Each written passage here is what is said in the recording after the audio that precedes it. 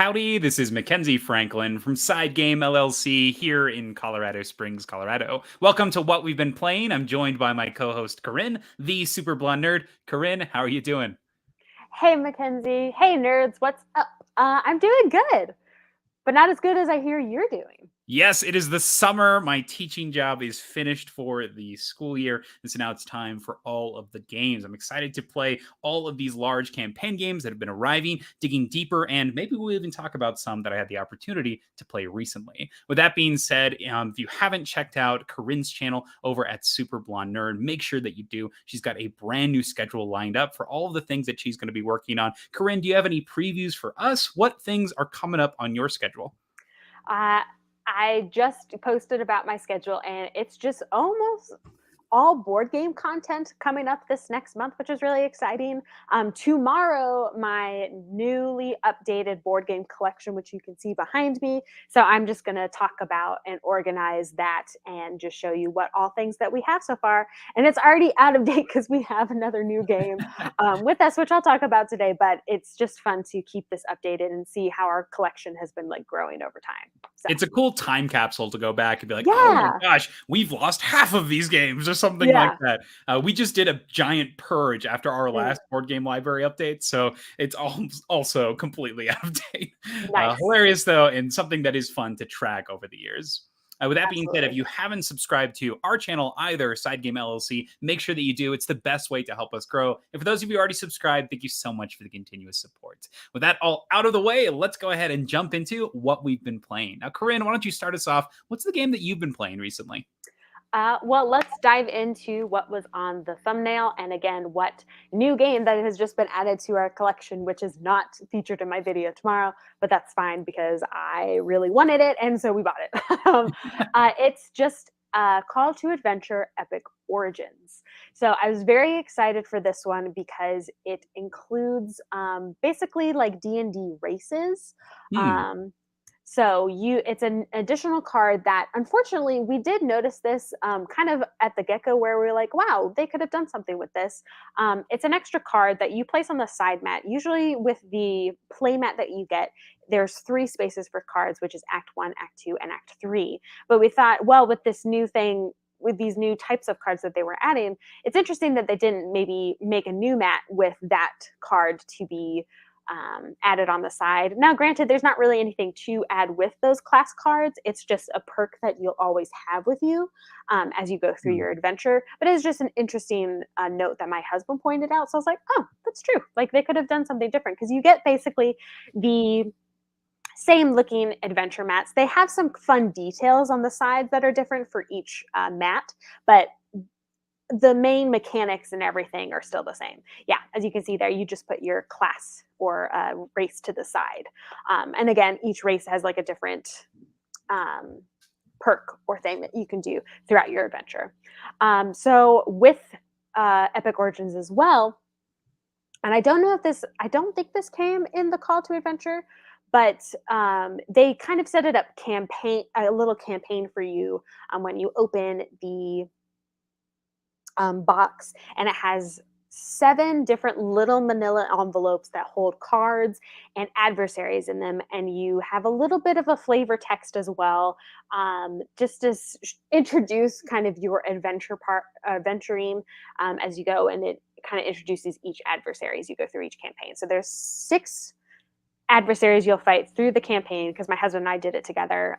So it was like over 6 rounds, and you kind of work together to face the adversary. You face 2 adversaries actually for your campaign. So after Act 2, when you get your 3 cards for Act 2, you have to face the preliminary adversary, and then at the end of Act 3, you face the big adversary, the big boss of the end of Chapter 1. So it was really cool, and there were some really neat and very identifiable characters that you can kind of maybe see and get a hint of in these pictures.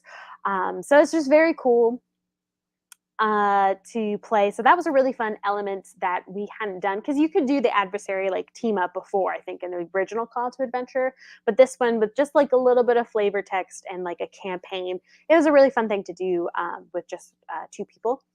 So I enjoyed that. And then they added all of the actual what you would consider like D&D classes. So rogue, warlock, wizard, druid, all of those things, because they didn't have those with the original Call to Adventure. They had stuff that kind of was like either adjacent to it or just their own flavor text. So it was fun to add that little bit more D&D element into it as well. I felt like the light and dark cards were very powerful as well, which really helped us with the adversaries, because the adversaries have such high challenge points. So I overall have really enjoyed diving into Call to Adventure's Epic Origins, and with just the little more flavor of your race and class, and there's all different types of origins, Act 1 origins, as well as new destinies at the end in Act 3. And they say that you can like combine all of it together with your original Call to Adventure game, which is just super fun. And I think That's add even more. great. But it is standalone. If you just get this one, you can just play this box? Yes. Oh, wow. You Awesome. can. Yeah. So, but it's really cool. And it's definitely really just going towards like the D&D and all that stuff. Mm-hmm. But that's very fun in the sense, but it still keeps the same Call to Adventure gameplay. So I really enjoyed it so far, and I'm very excited now to like mesh it all together, because we just played with this standalone, didn't add our cards in. But now we can mesh it all in together, and it'll be very fun. Excellent. I love this style of game where it takes this creation process that sometimes feels like homework, but then makes it exciting and fun. One game I love that does this is Role Player. It's rolling up a character. Literally, you have all these dice that you're drafting and building the stats. So it takes that sort of annoying portion of the role-playing games and gamifies it. And this one takes the backstory portion and flushes it out with game mechanisms. So I like that about Call to Adventure for sure. Yeah, it's very cool. Anything else to add on Call to Adventure Epic Origins? I would say, the campaign, I wouldn't be intimidated by the word campaign. It's really just 6 different rounds fighting new adversaries, and with each adversary, you get a new race and class unlocked that really work well with the adversary story. So it's just fun to do that if you enjoy kind of the storytellingness, I think, of Call to Adventure. So Got it. I like those, the non-terrifying campaigns, something that's easy to get into and play. And you can play this just a single session at a time. It's not something that's continuous, right? You're building a new character each time. Yeah. Okay, awesome. Sweet. So that is Call to Adventure Epic Origins. All right. This next game that I'm going to talk about, and the first one on what I've been playing, is one that I've actually talked about on this channel before, but I've been playing a lot more of it recently because I just did the final touches on it, a organizing video for it. This is Aeon Trespass Odyssey. This is a gigantic Kickstarter game that I think just wrapped up crowdfunding, or maybe it's still going right now, but I wanted to make sure that I did this organizing video because it is such a massive game, and it's a behemoth. It's terrifying to get into and get sorted and get playing, but I got a lot of time to play this, and there are a lot of things that I'm appreciating the more I get to play it. So Aeon Trespass Odyssey has you playing on a gigantic adventure in ancient Greece. You'll be taking the ship called the Argo and going from island to island area, fighting these gigantic bosses, developing different technologies. And each time you play, you're playing through a cycle. And these cycles will have specific storybooks and events that will dictate what you're actually going to experience and encounter, the different enemies that will populate the board, the map. It's pretty ambitious of a project, and I think it does it well. The more that I play the game system, the more I'm enjoying it. I actually upticked my rating from a 7 to an 8 because I'm getting into the flow and the pacing of it, and I'm getting to the point where I am in with the Kingdom Death Monster. I enjoy that game a lot, and this is now in that same breath where I can start playing and just keep on going. So yes, there's going to be lots of things that you'll look up. There's keywords, but lots of reference materials are out there, and I've been enjoying getting into the game experience and having all of these helpful things with that. Now, one of my favorite things that I rave about, and I think it's the best part about this game, is the boss battle system. So the way it works is you're taking your titans, these characters, and you're going to be putting them against a gigantic beast of some sort. The first character that you're going to fight in the tutorial is the Hecaton. It's this beast that's made of these arms. So all it is just hands. It's disgusting. It's this terrible abomination. But you'll be fighting more primordials, these beasts, as you fight. fight. As you continue your campaign and your adventures, there's even some that can pursue you and chase your ship down and will eventually catch up with you. So scary stuff going on here.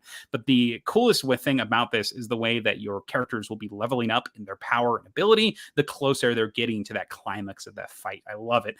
Every time that you hit, you increase this rage stat, and that determines the abilities that you're going to get when you do attack. Every time that you take damage or reroll, that pushes you further to fate. And the thing that I want to talk about here that I think makes this game amazing are the fated Nemos cards. So I don't know if I'm pronouncing that correctly, but they are essentially status conditions that have stories tied to them. So each of your Titans has a Argonaut that's actually piloting the Titans. Think something like Pacific Rim, where your character is psychic linked to this gigantic Titan. As you can see, he's holding a boat as a shield. Amazing. So your characters, though, are tiny and controlling the Titans from afar.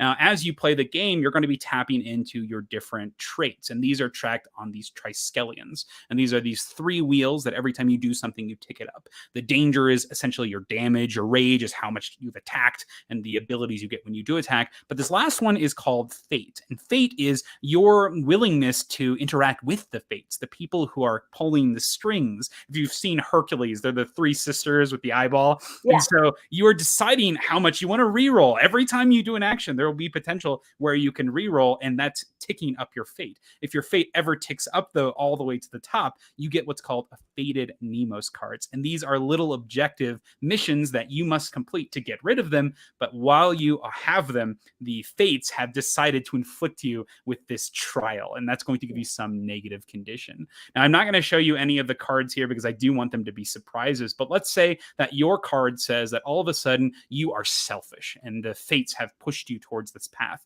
Now, normally when you attack creatures, you get to do these cool combo moves with your teammates, but if you're selfish, you're no longer allowed to give your friends any bonuses or buffs. And that's your selfishness. You're focused on you and how good of a job you can do. So I like that it takes this personality and puts it into gameplay terms and then gives you a mini campaign, mini quest for each of your characters based on those fated Nemos cards that you have. It's a cool way to do status conditions because, yes, it sucks right now, but it's something that you can work towards actually getting rid of, and it makes sense thematically. So I enjoyed that. Those are the fated Nemos cards in Aeon, Trespass, Odyssey. Now, this does lead me to my next question, and my first question for this video is, what are some of your favorite negative conditions in board games? Now, one example could be that condition that we just talked about, that selfish condition here in Aeon, Trespass, Odyssey. It could be something like poison in Gloomhaven. Corinn, what are your favorite conditions in board games, negative conditions?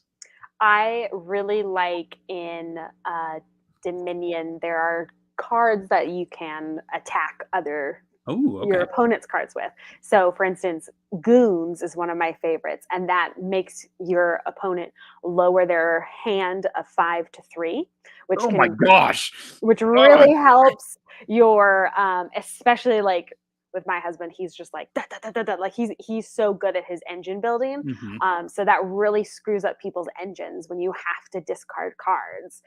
So I really enjoy playing Goons. And you know, the more Goons you collect, the more you can play it and keep stopping your opponent from getting their engine to be streamlined. So I really enjoy those. So there's definitely a couple of cards in there that do that same kind of effect, but Goons is particularly my favorite because it also gives you a positive bonus when you buy something. You get an extra experience. Oh my gosh. Or victory point, excuse me.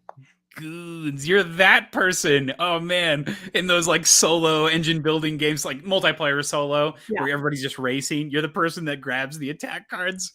Corinn, so mean. Only sometimes. Only sometimes. Only when you're playing with your husband? Yes. He has made me competitive. It is crazy. Understandable. I get it. You're like, your engine's working a little too well. A little too well, yeah. Kick him in the knees. That makes sense.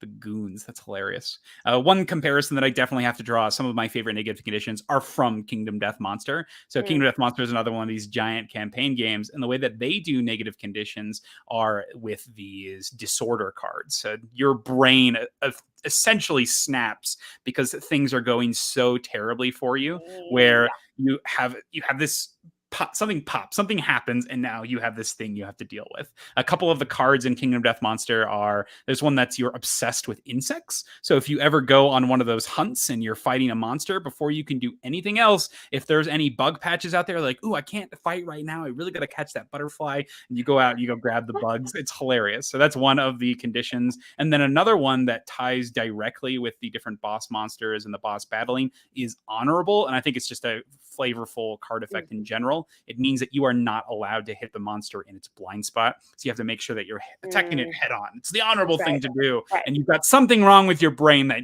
you think in this fight or die scenario, you've got to be honorable to these creatures. No. Something's clearly wrong with the way that you're fighting these. So I think those are hilarious. Thematic as well. And that's what the Faded Nemo's cards reminded me of, but also getting that objective to go along with them. So those are some of our favorite negative conditions in board games. Curious if you're watching now, if you're watching during the live stream, we'll make sure to feature it. But if you're watching later, make sure to let us know down in the comments, what are some of your favorite negative conditions in board games? Now, Corinn, what is your second board game here for what we've been playing?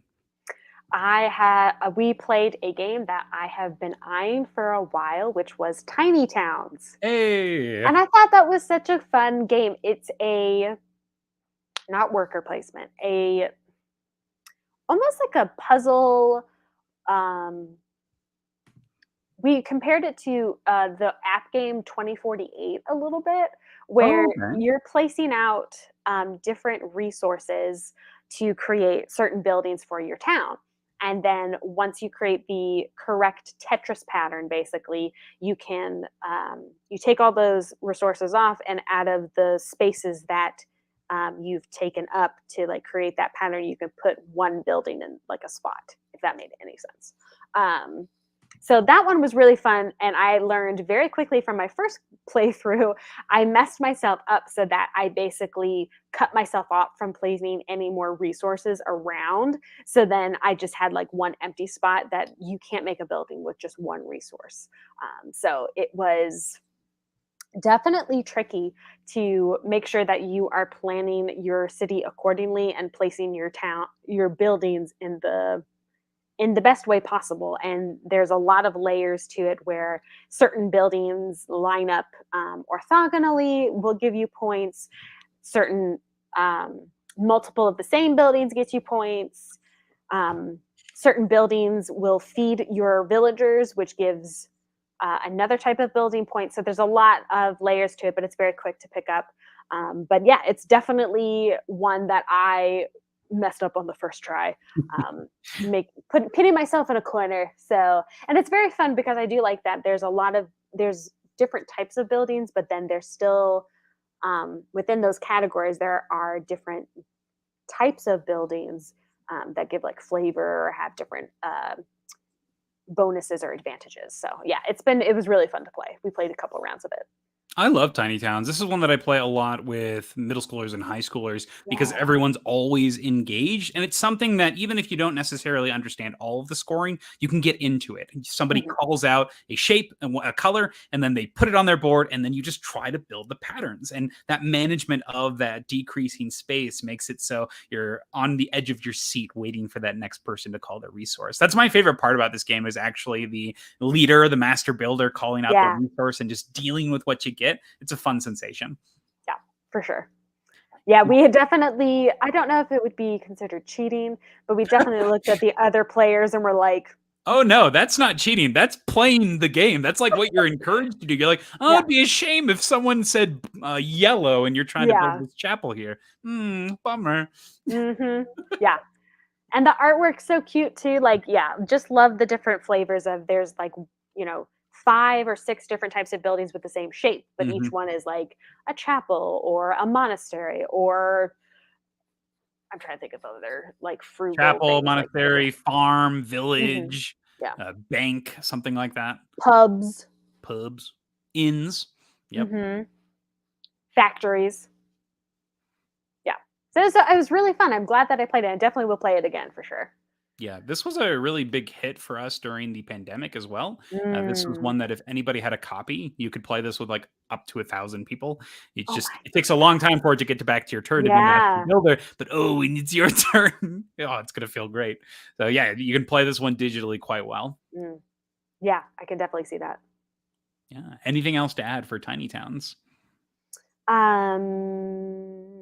My siblings had the like stickers, like overlay stickers you can put on all those Aw. little figures, and so that made it just like that little bit more lifelike, so that the silver or gray pieces looked like wells. I think Aw. so. That was very cute. Yeah. What do you think of those stickers? Like, they recently did an expansion, not an expansion, but like a big box for Everdell, Hmm. and that box had stickers for all of the meeples in it. What do you think of Mm. that? Or do you prefer the wood classic look, or do you like those stickers? I think it depends on the game. I think it Okay, depends on makes sense. like the art style. I think it depends on the quality of the sticker because I know that stickers, I guess like a positive if they're not great stickers, you can peel them off, but it's also really obnoxious to do that. But yeah, like for this game in particular, I think it just added to it because it's just a little bit more of that depth of like, oh, it's a build, like it has all the little windows and the Yeah. stuff like that. But yeah, I think it depends. Okay, that makes sense to me. I Yeah, think that even just these small, I like screen printed meeples personally because then there's no risk to that. Like Root does a sure, good job with the screen absolutely. printed. Oh, looks Yeah. so good. Some of these stickers, I'm trying to think of ones that I like. Like nothing comes to my head right now, but Yeah, there's yeah. definitely one of those that you described, the peeling stickers. Tokyo Jito Hanbaiki has some Mm. of the worst stickers. They're stickers Oh, that go around cans, and these cans go into a oh, vending machine, and then yeah, all of a sudden they just they plop out, and they're yeah, just doesn't work at all. I'm like, oh my gosh, what were you thinking? This is not yeah. good. It definitely makes more sense to do like just a two-sided kind of sticker Yes. moment, which is more likely to stay on. Now I'm thinking, what are some excellent stickers? Yeah. I'll think about it Yeah. during our next piece. So I will tiny. say that now that Go we ahead. have like what you were saying, screen printing and like 3D printing, like Mhm. that resource of those like updated things is just such a nice thing too that we're able to add to our games, which is so cool. Agreed. And when it's done well, it makes the entire game pop. So I think you're probably right here. If the stickers are done well, then it's going to make those games look great. Yeah. That is Tiny Towns. All right, my next game here is a super small game, and this leads to that one with big choices. And I found this on a whim. I forget where I was looking at. I think I was on Reddit, and I saw Mm. somebody making comments about it based on like a review that Jamie did from Stonemeyer Games. And I looked into it, and it looked like something that was right up my alley. This game is called Forks. Now, fork in the terminology that they use in the game is when you give somebody two terrible decisions and they have to pick the best out of those two Awesome. terrible decisions. And that's shown in this game that is all about stocks and rising and dropping stocks. So Forks here has you playing as investors for different companies, and it's your job to embezzle as much money as possible and make sure that that money actually holds its value and that the company does well as well. So the gameplay is quite easy. On your turn, you're going to be taking three cards from the top of this deck, and these cards all have values that correspond to these different companies. You're going to embezzle one of these cards and place it into your hand, and then you're going to pass the other two cards to the next person to your left. That person also gets to embezzle a card, but then whatever card they don't pick goes into the center of the board and determines the value of all of the cards in the game. So you have three cards, keep one, pass two. That person keeps one, puts the other one in the center. This happens until the deck runs out, and then once the game is over, whoever has whatever three companies are the biggest in the center here, those are worth positive points, and then the other two are worth negative points, whatever's printed on your cards in your embezzlement pile. So the decision comes all the time where you're going to be getting cards and you say this is what the flop looks like, and you get past a yellow and a yellow and a green. So you get a yellow and a green, and you have to think to yourself, oh, I should keep the yellow because yellows are going to be worth points at the end of the game. But if you keep the yellow, then you're putting a green in the center. Now all of a sudden green is in contention for getting up there and potentially pushing your yellows down. And you just think about this like, wow, both of these options stink. Maybe somebody else has a bunch of yellows and I'm helping them. And it's so hard to play. It's the good kind of pain that I enjoy with these tough decisions in games where you're like, and you really get forked. It's terrible, but That's so it's a funny. good kind of terrible, and everyone's experiencing it. It's amazing. This game actually gives me sensations to something like Capital X2 Generations without the depth that game has. As much depth, I should say. There's quite a lot of depth in this game, but the time frame of this makes it so punchy, and one that I'm going to be pulling out quite a bit. And there's even special abilities and powers that the players can get as they play that are going to give you one small thing that you can use to adjust the rules, and that's going to keep you coming back. And then the cherry on top of that is there's even a basic rule that changes based on the type of game you want to play. There's one game where you can merge the card that you're investing in the center with the rest of your embezzled cards, and you can choose any of your embezzled cards. So it gives you some modularity to your actions. You're trying to make some plans by taking cards early and then being able to change and pivot during later turns. But then there's this other one where when you draw cards from the top of the deck, you can swap them with some of the invested cards. So the prices start changing and moving around a lot more. Such a great little game. And this is one that you have to order it from the UK, I believe. I don't think you can get it in other areas, but it's cheap. It's like $15, something like that. It's got an expansion that has some scenarios. I love Forks, and I just want to play more. Forks is excellent. Nice. What do you think about this one, Corinn? Have you seen this? Ever heard of it? I feel like I've heard like Forks before. Like maybe someone has used it as like the same kind of like negative verbiage, but no, this sounds really fun. I like it's simplifying the idea of stocks, but also that you are embezzling your money and all that stuff. So I think that's hilarious. Yeah, no, I haven't heard of like this game in particular. So that looks very fun. I like that you were saying that it changes depending on the type of game that you want to play, which is great. It's so much in such a little box, and those choices are always tense. Love it. Yeah. So that's Forks. Now, this does bring me to my second question here, and this has to do with these small, tiny filler games. Now, my question to you, Corinn, are what are some of your smaller 10-minute filler games that you love? So I thought of one before, and then I thought of a second one when you were describing the gameplay of Forks. So I really like Sushi Go. That's a really good and quick drafting fun game with really cute artwork. And again, that one has a lot of variation of gameplay depending on the cards that you choose or the menu that you have. Yeah, with for the Sushi Go Go Party, right? Yes, Sushi Go Party, sorry. And then Arboretum. That's a good one too.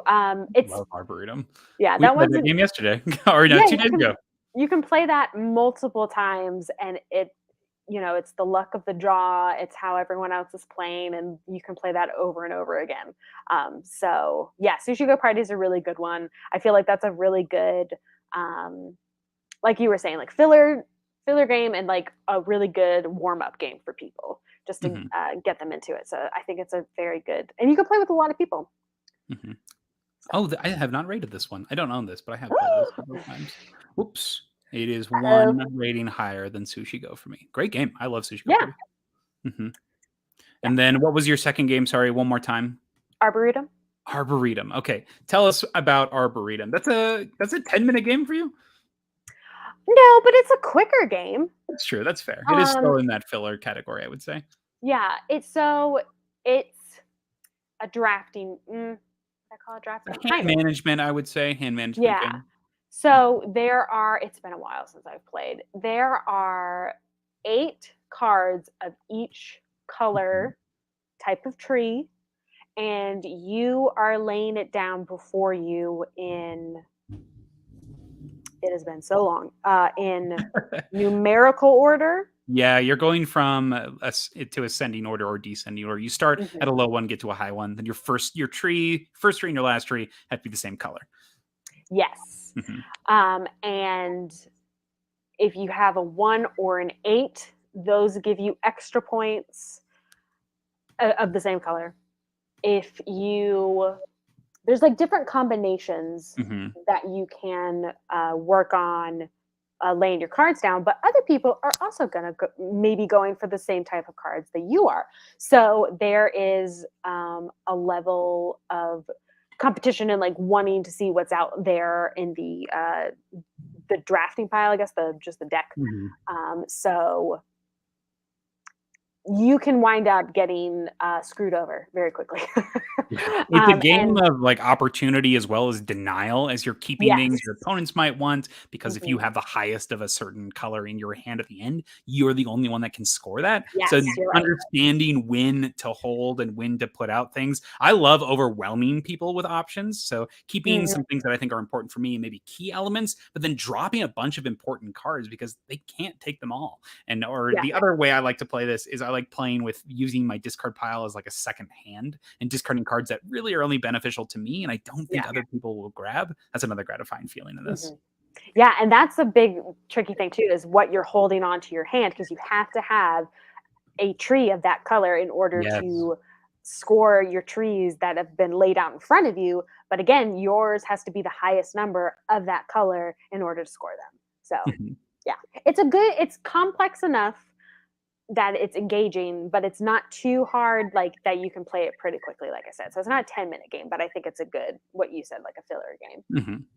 Another game that my kids have been enjoying recently, and just me in general, is what I'm pulling out a lot, is vegetable stock. And this is what you were talking about earlier with approaching stocks in a sensible, easy manner. This one has you either taking vegetables or increasing the stocks of the vegetables. And every single round, you're only taking a single vegetable card, but whatever's left over is going to increase the value of all the others. If they ever get too high, they end up busting. And so the market fluctuates based on the decisions of the players. It's a quick paced game where you're going to be done in usually about 6 minutes, and the scoring takes longer than like a single round, which is crazy because on your turn you just draft a card that's got veggies, and then whatever's left over is going to move up those different stockpiles. So I love this one. It's a great way to teach of this values going up and Yeah. down. It's got a couple of little promos and expansions. So another great filler game. This is Vegetable Stock, and I think it has some overlap with Forks. I do think Forks is a lot more thoughtful with what you're doing, but I like this one as well for something a bit more on the simple side, but still engaging and with great choices. That is Also Vegetable reminds Stock. me of point salad too. Yes, it does. The artwork evokes that. Yeah. So that was my second game. That is Forks, and then some of our favorite 10-minute filler card games. And if you're watching, let us know, what are your favorite Yes. 10-minute filler card games? I love this style of game, something that I can just throw in my bag and have ready to play. Love it. Corinn, what is your last and final game for what we've been playing? So the last game is a game that I actually hadn't heard out before, but it is very much similar to a lot of games that I love, including Wingspan, um, which is called Earth. And it is a kind of like tableau building, collecting game with just tons of plants and atmospheres and biomes. And so you're seeing a lot of what the earth is made of. And the most fun thing I like about it is you grow plants, you're growing. And so you have little 3D pieces, at least for me. I don't know if that's the same for everyone. 3D pieces, and you stack them on top of each other and then top it with like a tree or foliage to show the finished product of whatever you're growing. But it's a 4x4, so 16 cards tableau. And there's different types of cards that you're collecting. There are four or five different uh, colored turns that you can choose to do. And then while the main player is doing the top actions, you as the secondary player get to do the bottom actions. So there's something that you're doing every turn, which is really nice and keeps you engaged. So many things. Yeah, is it pollen? It's not pollen. Seeds? The little squares? I can't Sprouts? remember. What? Sprouts, maybe? Ooh, sprouts Ooh, sounds right. sprouts. I played it once. Okay. So, but there's Yeah, different. sprouts. It's infinite hand, so you can have as many cards as you want. It's just your choices of what you're laying down and using. Yeah, this was super fun to learn. There's also like a community tableau in the middle that there are different what is it called? Different objectives you're going for. And if you are there first, you get the most amount of points. If you're the second, you get the second amount of points, so on and so forth. So there was a lot of neat gameplay from stemming from different games that I'm already very familiar with. So it was just a neat. I felt very like sciencey and smart, like playing this game. So I just felt like a researcher, you know. So it was just really fun to learn. There was a lot of iconography, but they have a lot of like little cheat sheets kind of on your tableau as well. So I really enjoyed learning this game and playing it. I would definitely play it again. Because it's kind of the look of the draw. You also, really fun part of this, which is very appropriate for the theme, is you can recycle your cards. I think compost your cards. Mm-hmm. So there's you have a lot in your hand, and you can. One of the actions is to compost your cards, and that gives you extra points at the end of the game, as well as being able to use those cards for other actions as well. So there's a lot of really cool dynamics to this game that I think really just add to the flavor of Earth. And I agree. what you're I doing. like that choice of keeping cards for options versus composting them, because if they're out of your hand, you can't use them for anything else, really. Right. You want to keep them for points. There are some cards where you can pay compost cards to do actions, but for the most part, once they're out of your hand, your option is gone. So you're giving up one thing in order to take another, but you want to do it. It's something that you have to do in that moment. You're like, oh, hard choice. And I love that sensation, as we saw with forks in these other games. So I like that a lot here. My favorite type of card in Earth is actually the event cards here. I love these. They feel so good when you draw them. They're these instant effects that you can use on anybody's turn. And you just play them, put them in this event pile afterwards, and then gain some bonus effect of some sort. Usually they're going to be converting one thing into another thing, generally at an okay rate, but they have some negative points usually associated with that. So because of the flexibility, you're giving up that card in your hand, but you're also getting access to something else. I like these a lot. And there's some of the objectives that are in the center there that care about this. And some of my favorites are where it's like race to play 6 events, and you're making these awful conversions just to try to reach this victory condition. So you're essentially getting a discount on them, which is pretty fun. Mm-hmm. Yeah, it's definitely the like give and take of like, oh, I'm losing points for this, but also I'm getting all of these advantages now, which will help me in the further in the game. And what abilities do you like triggering the most? Because most of these cards will have some sort of effect attached to them. Like you can take a look at these starting powers. They have a specific color action. And then if you do that action, or if anybody does that action, you get to take additional bonuses. That's one awesome thing that you can just ramp up your abilities as you play. What's your favorite color that you like to engage with? For the game that I did play, I really liked the blue. It just worked with all of the cards and things that I was going for. Usually you get at least some soil, which soil is one of your main resources that you use in order to gain those plants to grow them and get all those points at the end of the game. So I really liked all of the blue layover powers. So blue was my favorite. Makes sense. I sort of just play whatever I can afford at the time. Yeah. I'm pretty tactical when it comes to these games. I don't have any gigantic long-term strategies until I get a card that says, hey, for each mushroom in this row or something. And Exactly. I'm like, okay, do whatever I can, plus also try to get mushrooms. So Exactly. I'm just like drawing a million cards and trying to find as many mushrooms as possible. Absolutely. Excellent. Anything else on Earth, Corinn? Nope. Are you getting to play this anytime soon? Probably not this weekend, but when we get back. Well, maybe Monday, maybe Memorial Day. We're going to be out of town this weekend, and we don't own it, so it was our sister's. Gotcha. But definitely soon. I'll definitely be asking for one to play in the evening. And I'm hoping that it's just as fun that second time they get to play it. Yeah. Absolutely. All right. And then we're going to my last game here. This is a third of a series of games. I'm just going to get right to it. Another small card game. This is Oriflamme Alliance. Now, Oriflamme is a small little card game where you are trying to gain victory points by playing cards into a central row. You're going to activate the cards from left to right in this central row, and then you're activating a variety of effects, allowing you to eliminate cards, generate influence on these cards you've been playing, and sometimes you can leave cards face down in order to accrue victory points, and that might trigger other effects, and then when you finally do flip them, them, you can gain those effects. Maybe you're setting traps. Certain cards will trigger if they're removed while they're face down. So you're always trying to outwit and outplay your opponents while also playing these cards in specific factions. Now, Oriflamme Alliance is the third in this series, and they introduce an entire new set of these cards that you're going to be playing into the row. As mentioned before, you have cards that will activate every single turn once they get met on that line. So you'll start from the left. If the card is face up, then you do the effect of the card. If it's face down, you have that choice of leaving it face down and putting a point on it, or flipping it, taking those points and doing something.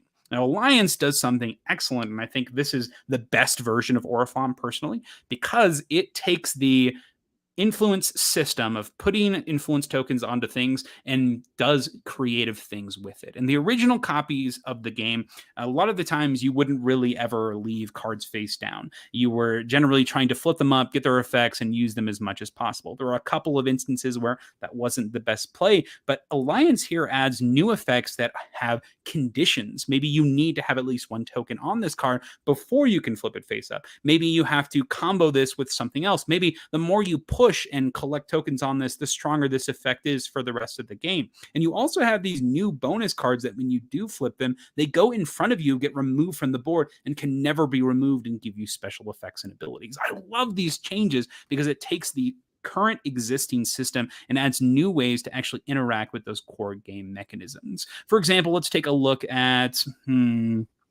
the market down here. So unfortunately, these are not in the English language, but you've got the market down here where you are pushing your luck on how many of those influence tokens that you can accrue. And as soon as you do decide to actually take it, if you ever end the turn with one of your cards in the center, you're going to generate victory points based on how many tokens you're able to collect on it. So you are now giving yourself this giant target because they're going to try to get rid of your cards, so you're not generating those extra victory points. But of course, you're going to be playing things in strategic ways to try to make sure that you're able to benefit it from it as much as possible. I love little things like that give you your own special objective and make the entire landscape change and bend around the actions that you've been taking. So Oriflamme Alliance has so many cool things going on with this. Have you seen the Oriflamme system? Is this one that you're interested in at all, Corinn?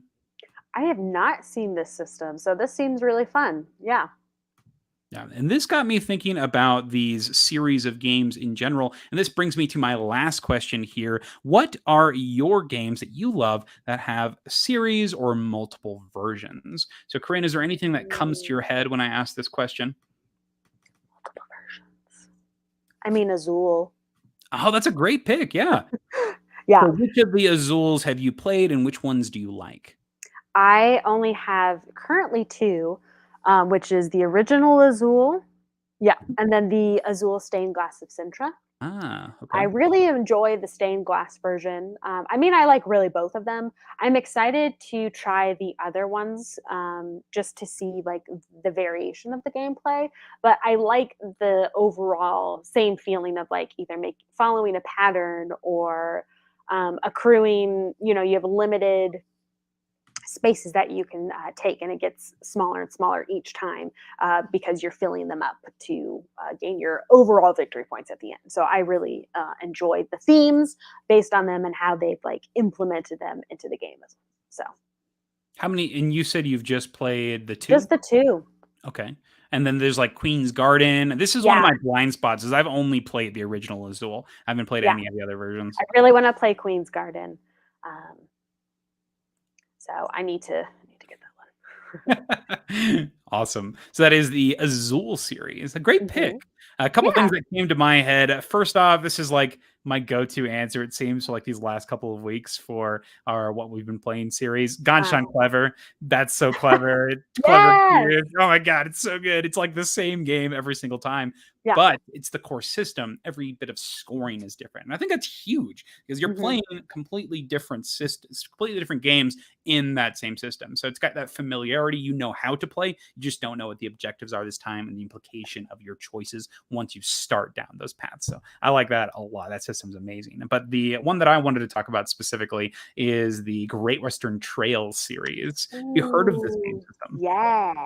Yes. So Great Western Trail has kicked back off with the second edition, getting Mhm. you brand new recessed boards, this lovely artwork. But when that was released, they announced an entire series of Great Western Trail, and that has started off with Great Western Trail Argentina. So I'm loving Yeah. this new edition of the second edition. But wow, Great Western Trail Argentina has been a game changer for me, ticking up my rating for the system itself by 1 point entirely. From an 8 to a 9 is a pretty big jump in my books. And so Wow. this addition of different ways and different resources, adding more multi-use to the cards, giving you more flexibility with the way that you're doing interactions on the board with the different bandits, giving you reasons to take some of these actions is wonderful, giving you purpose for all of the different mechanisms that exist. And then they just announced that, I believe it's in Gen Con this year, I might be wrong on this, but that they are going to now have available the next in this series, Great Western Trail New Zealand, which is about sheep Mm. farming. Adorable. Looking forward to it. Ah! And seeing that they have knocked it out of the park with Argentina, I'm looking forward to seeing what they're going to do with New Zealand as well. So that is Great Western Trail Argentina. Have you played this one, Corinn? I have not played Argentina. I have played the second edition of Great Western Trail, and Mhm. that was great. So great. But yeah, no, I was very curious about Argentina. I was like, ooh, how are they gonna make it different? It is lovely. It truly is. It's got so many like quality of life improvements, but also Oh, new okay. innovative ideas. So I think it's a great combination of improving what already existed, but Mhm. also adding fresh new ideas. So I love Great Western Trail Argentina. Cool. Ooh, and Pablo's got a comment for us Oh, here for the series of games, the GIF series. I have 2, 3, and 4. Yinsh, Devon, and forgot the other one. I actually got to play, Pablo, one of the gift series recently. My first time playing any of them, I got to play Yinch recently. So I did a big game trade, and these are these abstract games, Corinn. They are okay. these obtuse looking style games, but they also remind you of these classics. And Yinch is sort of a mix of Connect Four and Othello, where you're Oh. putting out these rings onto a board, and then every time that you pass, every turn, you're going to be moving one of your rings, and you'll Mhm. pass certain colors. And if you do, they'll flip into the other side. So you're trying to connect 5 and then get 3 of those to win the game. But every time that you connect 5, you remove one of your discs. So you have less mobility and blocking potential, but Mm. you're also going to have getting closer to that victory condition. So this is awesome. I had a great time with this. I played like 2 or 3 games of this back to back the first Okay. time and just got used to it.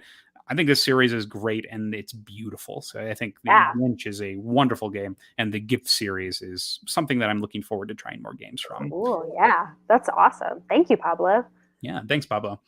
Great choice there on series. So if you have any other series that you love, let me know down in the comments below. Yes, I agree totally with you. That catch up mechanism, putting you further ahead means that you have less options. It's Mhm. beautifully done, and it's so simple to understand too. Excellent. So that is my last game, and that's it. Those are all of the games that we've been playing. Are 3 that we wanted to talk about here. Now let's go into the entire list of Mm. games. Corinn, let's start with you. What are all the games that you've played? So the list. Your list. Let's Okay. do your whole list. Okay. That's pretty clever. Tapestry, Dream Home, Tiny Towns, Earth, Call to Adventure, Yahtzee, and Hanafuda. Hanafuda, really? Mhm. What did you play with the Hanafuda? I played with my sister. She just got they just got one. They found it I think also like via Reddit or something. Yeah. So we just played that yesterday. It was super fun. Oh, cool. I've Yeah, yet I to had never play played it those. before. I played So Karuta before, but I yeah, haven't played Hanafuda. it's very nice. Like there's just it's just like a whole lot of like different set building basically, and whoever Hmm. does it first, whoever creates like a set first gets a point, and you play usually 12 rounds of it. So it can go. She kicked my butt, but like it can go either way for you. It just depends on, and the artwork's beautiful. It was you have 12 seasons, so 4 cards, 12 seasons, 12 months, 4 seasons, 4 cards per month. It was beautiful. So yeah, it was really cool. All the different ways that you're trying to like collect points and who gets to go first. And so if you get your set first, you can either say shobu and be done, or you can say koi koi, which means to keep going and like kind of press your luck. And if you get another set the your next turn, because you're prolonging the game, you get double your points. Wow. Yeah. I like that the date on this is from 1701. Talk about a classic. Yeah. I know. Yeah, it's exactly how that looked. So it was beautiful. So Holy cow, that's awesome. And then Pablo's got a comment. He says, but the Mario Bros. Hanafuda and still can't learn Koi Koi. Mario Brothers Hanafuda, that sounds hilarious. I feel like Hanafuda and Mhm. Karuta and Loteria, like all these style of classic games, they've got a zillion versions of Oh, every sure. IP. Hello Kitty, Yeah. Mario Brothers, for Yeah. sure. Oh, Yeah, that's I fun. love You can this. pick your poison. Yeah, I love the style of like classic art. I think it's really pretty. Agreed.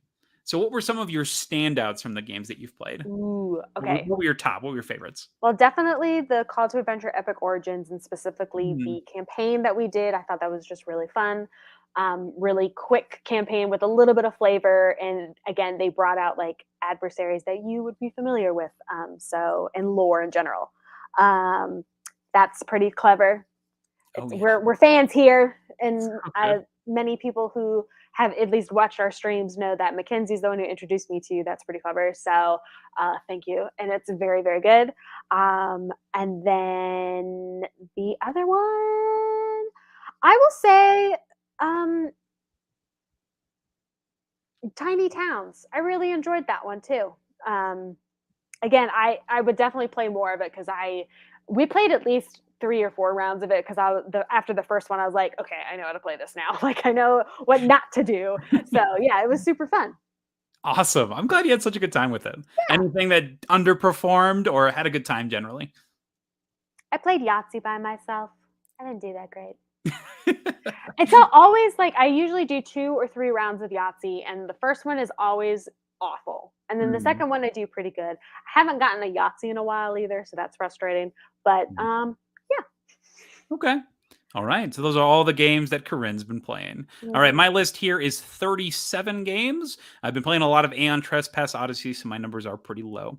So we'll start off. I've got Yinsh, Great Western Trail, Argentina, Vegetable Stock, Gulp, Valletta, Earth, Marvel Champions, Rumble in the Dungeon, Arkham Horror the Card Game, Hallertau, Blood on the Clock Tower, Frosthaven, Unbroken, Oath, Chronicles of Empire and Exile, Marvel Zombies, Throw Avocado, Forks, Spyfall, Oriflamme Alliances, Space Base, Nidavellir, Darwin's Journey, Thunder Road, Vendetta, Skytier Horde, Crokinole, Ra, Dice Realms, Chroma Mix, Quirky Circuits, Poetry for Neanderthals, Too Many Bones, Aeon Trespass Odyssey, Arboretum, Skulls of Sedlick, Baseball Highlights 2049, Mythic Mischief, and Oranienburg Canal. Ooh, actually, we have one more in there, Unmatched. So Unmatched did not make Ooh. it, I don't think. So we actually have 38 games. So Oh, for my top three here, I had a blast playing a 4-player game of Quirky Circuits. Got to play with my okay. friends Levi and Natalie, and it was so much fun. That game is brilliant. It's a programming game that's similar to the Mind, where you're playing your Okay. cards face down, and then based on your program, Yeah. you flip them, and then they move around the board. It's and four Super players fun. so good. 4 players Yeah. excellent because everyone's mixed around and you're all trying to figure it out. It's difficult, but a blast. Love that. Another top one was Too Many Bones. I got to play some games 2-player as well as solo and had a great time each time. Mm. I played some of my favorites, but I also got to introduce my brother to Too Many Bones, and he loved it so much he went out and bought some copies of it. It's one of my That's favorite games nice. to teach as we just start rolling and playing. So much fun, and actually got a win against Leech recently on that first game that we played. And then I just kept getting crushed by the monkey from Undertow, Colossum, as I think his name. Yeah. Yeah, that boss battle's real hard. He is a tank. So hard to kill that guy. And the campaign is short, so you don't have as much time to prepare Mm. for it. Yeah. So challenging one, but a great time. And then the last top, I'm actually going to put Aeon Trespass Odyssey up there. I've been having a fun time learning the system, and then just in general, getting this story and getting into the pacing, understanding the gameplay, and then I've enjoyed the Nemos cards and the flavor that's coming from the different pieces. As mentioned before, my rank did go up from a 7 to an 8 the more I've been playing it. So I've been having a great time, and I am about to go on vacation tomorrow, so I'll be away from it for a while, but I think that when I come back, it's going to be one that I'm going to go back and play some more of. So that's on my list. I have that, Ether Fields, Isofarian Guard, and there's one more campaign, ISS Vanguard, that I want to play more of during the summer. Oh, and Oathsworn. I'll play more Oathsworn this summer too. Nice. So those are my top three. And then my bottom three, I had a really bad play of Oath, Chronicles of Empire and Exile. Mm. I was submitted to the king making in that, where maybe 2 turns in, there was just no way I was going to win the game. And it was Aw. not great. And that game has pretty big downtime problems, unfortunately. So not a great experience on that one. Next game was Valletta. It's a standard deck building game. Came out right around the time that Dominion did a couple years after. And so it took that idea and turned it into making resources to build buildings. It's fine. It's like a whatever game. I don't think I'll play it again.